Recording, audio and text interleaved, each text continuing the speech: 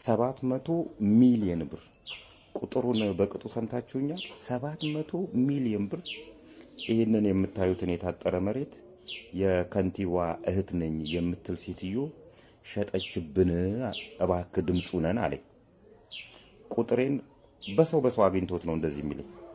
እኔ ድምፁ ነሃለሁ፣ ነገር ግን 700 ሚሊዮን ብር ስለመሸጡ ምንድን ነው ማስረጃ? ሁለት፣ እቺ ሴትዮ 700 ሚሊዮን ብር ስትሸጠው ካርታና ፕላን በእጇ አለ፣ በስሟ የተሰራ ካርታና ፕላን ስለው ይሄንን ሁለት ማስረጃ አምጣልኝና ድምፅ ልሁን አልኩት። በዛው ቀረ። ይሄንኑ ቃል ተጠቅሞ ጋዜጠኛ አርያ ስላሴ የከንቲባ እህት ነኝ የምትል እቺ ሴትዮ በ700 ሚሊዮን ብር የሰው መሬት ሸጠች ብሎ ሲያወራ ሰማሁ። ይሄ መሬት እንግዲህ ሳር ቤት ነው ያለው። ሳር ቤት ካናዳ ኤምባሲ ጋር ነው ያለው። ግማሹም በኮሪደር ተነክቷል። እነዚህ ሰዎች የሚኖሩት ውጭ ሀገር ነው። በኮሪደር በመነካቱ ምክንያት ሀገር ውስጥ ላለች እህታቸው 20 ሚሊዮን ብር ተስማምተው እንዲሰጣት ተደርጓል። በተጨማሪ ካሳንቺስ ላይ አንዳንድ ቤት ውሰዱ ተብለው ይርቀናል ብለው እምቢ ብለዋል። ይሄ በተደረገበት ሁኔታ ሸጠች የተባለችዋ ሴትዮ ተሸጠብን የሚሉ ሰዎች የከተማ አስተዳደሩ ጋዜጠኛ አርያ ስላሴ እና የክፍለ ከተማ ሰዎች በተገኙበት መች ነው እኔ የከንቲባዋ እህት ነኝ ያልኩትና 700 ሚሊዮን ብር መሬት የሸጥኩት ብላች ሴትዮ እንትጠይቃቸዋለች። ሶሪ የሰፈር ሰው ሲል ሰምተን ነው። አሉባልታ ነው እንዴ? ጋዜጠኛ አርያ ስላሴም አንድን ነገር እንደዚህ ብለህ ስም ከማጥፋት በፊት ማጣራት አለብህ። አንተ ኢንቨስቲጌተር ጋዜጠኛ ነህ። ብዙ ነገሮች ካንተ ተምረን። ስለዚህ የሁለት ሰዎችን ሚዛን ሳትጠብቅ ያንን ዘገባ ማውጣት ትክክል አልነበረም። በእርግጥ ይቅርታ ብለሃል። ይቅርታ ማለት ጥሩ ነው። ዩቲዩብ ላይ የጫንካቸውንም ነገሮች ማንሳት ይጠበቅብሃል። አንዳንድ ያልተረጋገጡ ወሬዎች ሰዎች የራሳቸውን ጥቅም ለማስጠበቅ ሲሉ ወደ ሶሻል ሚዲያ ይዘው የሚወጡትን ነገር ለሌላም ጊዜ እንድታጣራ ጠይቃለሁ። አርያ ስላሴ እቺን ቁልፍ ይዋት። ቀላል ቁልፍ እንዳትመስላችሁ። ጤግሮሶች ናቸው። ጅማ ላይ ለ23 ወጣቶች መኪና ከቻይና ሀገር ውስጥ አስገብተናል። ስለዚህ መኪኖቹን 23ቱንም ጭነን መምጣት አልቻልንም። ጭነን የመጣ ነው 3ቱን ነውና 3ቱን ውሰዱ። ሀያዎቻችሁ ደግሞ እንድንተማመን እቺን ቁልፍ ያዙና ያሉበት ድረስ አዲስ አበባ በተለያዩ ቦታዎች ላይ ቆመዋል። ተወስዳላችሁ፣ መታችሁ ተወስዳላችሁ። እውነተኛ መሆኑን ለማረጋገጥ እቺን የካርቶን ቁልፍ ያዙ ብሎ ለሀያዎቹ ወጣቶች እቺን ካርቶን ቁልፍ ለሶስት ሰዎች ለሚያቋቸው ለሚቀራረቧቸው የወንጀላቸው ተባባሪ ለሆኑ ደግሞ 3 መኪና አስረክበው አስጨብጭበው ከጅማ ሄዱ፣ አልተመለሱ። እንዲህ ነው እየበሉን ያሉት። በዚህ ውስጥ የሚያሳዝናችሁ ነገር በዚህ ውስጥ የኦሮሚያ ወጣቶችና ስፖርት ቢሮ ዳይሬክት ተሳትፏል። ዳይሬክት ነው የተሳተፈው። ብር ስጡ ጤግሮስ ያስመጣላችኋል መኪና ብሎ ዳይሬክት ነው የተሳተፈው። ለዚህ ውለታው የኦሮሚያ ወጣቶችና ስፖርት ቢሮ የተለያዩ ስራ ኃላፊዎች ቻይና ድረስ ሄደው መኪና አይተናል ብለው መስክረዋል። ፊንቴክ ጅቡቲ ሄደው መኪና አይተናል ብለው እንደመሰከሩት ሁሉ የኦሮሚያ ስፖርትና ወጣቶችና ስፖርት ቢሮ አይተናል። ምን አገባው? የስራ ኃላፊነቱ የወጣቶችን የስራ አጥነት ችግር መቅረፍ ያለበት ይሄ ቢሮ ነው ወይ? ምን ቤት ነህ አንተ እና ወጣቶችን የምታስበላው? ይሄኔ ነው እኮ መጠየቅ እነዚህን ሰዎች።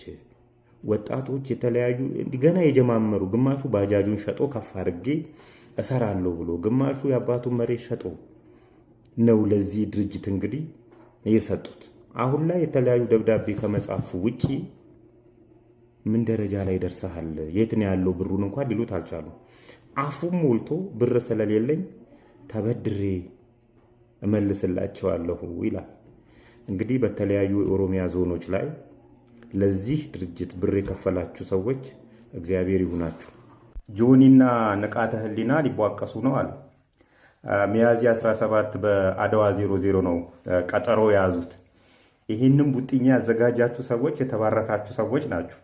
ምክንያቱም ይህን ሰፈር እርስ በርስ በመሰዳደብ የሆነ ሰፈር ያደረጉት ሰዎች አሉ። አንዳንዴ ይዋጣልን ኑና ይዋጣልን ይባላል። እንደዚህ አይነት ቦታ ሲዘጋጅ አንድ ሁለቱ ሰዎች ይዋጣላቸዋል፣ ሁለት እኛ ከፍለን እንገባለን፣ ሶስት ተሸናፊውም አሸናፊውም ገንዘብ ያገኛል፣ አራት እንደ አድዋ 00 ያሉ ቦታዎች የገቢ ምንጭ ይሆናሉ፣ አምስት ሰፈሩ ሰላም ይሆናል፣ ከመሰዳደብ ሰላም ይሆናል። እና እንደዚህ አይነት አንዳንዴ መታው የማትረካው ሰድበው የማትረካው ሰው አለ። ስለዚህ ይዘጋጅልን፣ እንደዚህ አይነት ነገር ይዘጋጅልን ትላለና ጥሩ ትምህርት ነው። በዛ ላይ ደግሞ ስፖርቱ ያድጋል። በአንድ ድንጋይ 60 ወፍ ነው እና እንኳን ተዘጋጀ፣ ይዋጣላችኋል፣ ሰፈሩም ሰላም ይሆናል። ነገር ግን የስፖርት ዲሲፕሊን ሁለቱም የላቸውም፣ ኮርማ ነገር ናቸው። በዚሁ አጋጣሚ የፖለቲካ ሰዎቻችንም እንደዚህ አይነት ነገር ላይ ቢሳተፉ ጥሩ ነው። ወደ መድረክ አንጧቸው። እርስ በርስ ሀገር የሚጠቅም ጉዳይ ላይ እርስ በርስ ይነጋገሩ፣ እርስ በርስ ይከራከሩ። ካልወጣላቸው ደግሞ ህብረተሰብን ሳይበጠብጡ ራሳቸው መድረክ ተዘጋጅቶላቸው ምን ይመስላችኋል? ማከማ ቢገናኝ ደስ ይላችኋልና እንደዚህ ቢሆን በቃ ሰፈሩ ሰላም ይሆናል ማለት ነው። አሁን ሶሻል ሚዲያው የስድድብና እንትን ከሚሆን ይልቅ ህብረተሰቡን ሳንበጠብጥ ና መድረክ ይዘጋጅልንና ይዋጣልን ትላለ። በቃ አለቀ። እና ያዘጋጃችሁ ሰዎች የተባረካችሁ ናችሁ። እና እነሱ ክፍለ ሀገር ስላደጉና ወይ ደግሞ በጣም ታፍ የሆነ ቻይልድ ስላሳለፉ ቲንክ ት ሜክስ ደም ታፍ። ግን ቴክኒክ ነው። ማንም ሰው ይታነቃል። ደም ስርህ ጡንቻ የለውም።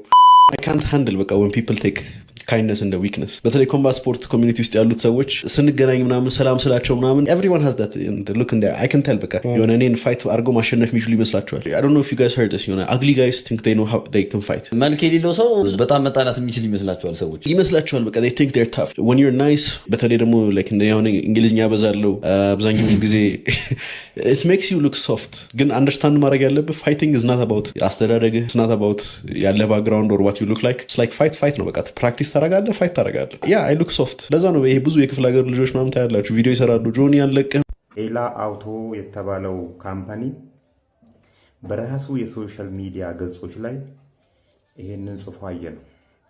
ሲጠቃለል እንዲህ ይላል። የዛሬ 5 ዓመት ገደማ መኪና ያስመጣልኛል ብላችሁ ብር የሰጣችሁኝ ኢትዮጵያውያን የላዳ ባለ ንብረቶች ጊዜው በማይታወቅበት ወቅት ውስጥ መኪና ሰጣችኋለሁ ወይን ብራችሁ መልስላችኋለሁ እያለን ያለው። እዚህ አካባቢ እንግዲህ የሶሻል ሚዲያ ግፊቱ ጨምሯል።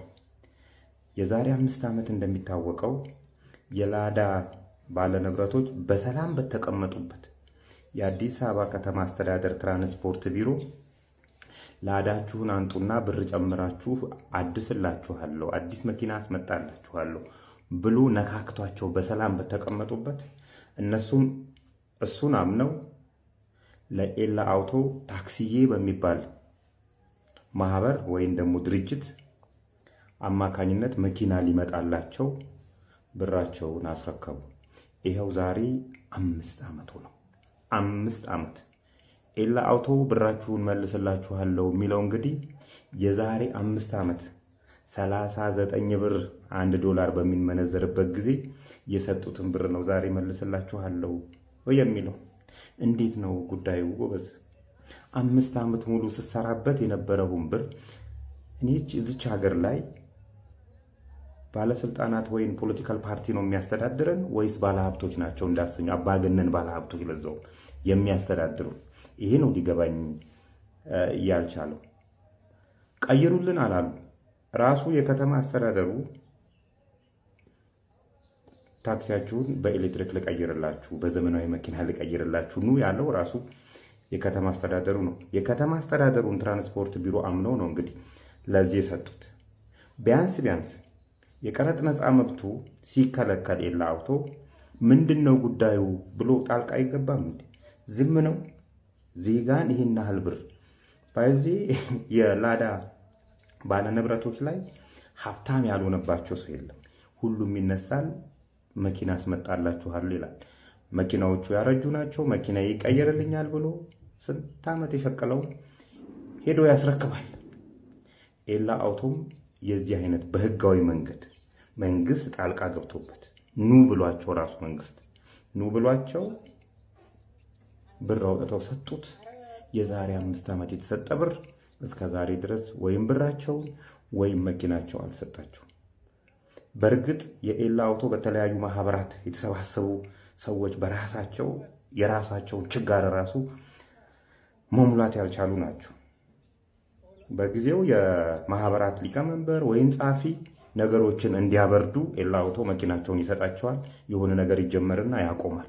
ከዛ ሌላ ማህበር ደግሞ ይቋቋማል። እንደገና እነዛ ማህበራት የሆነ ቁልፍ ሰዎች ይሰጣቸዋል፣ ይሄዳል። ከዛም በኋላ ድሬዳዋ ይሄዳሉ። እንደዚህ እየተባለ ሲበርድ ሲነሳ ነው ዛሬ ደረሰው። ዛሬ ደግሞ በቃ ኦፊሻሊ አምኖ ወይም ብራችሁን ወይም መኪና ሰጣችኋለሁ። በምን አግባብ ነው ብር የምሰጠን፣ በምን አግባብ ነው መኪና የምሰጠን የተገለጠ ነገር የለም። የድሃ ንብረት ነው፣ የምታረገውን ነገር አርግና የአዲስ አበባ ከተማ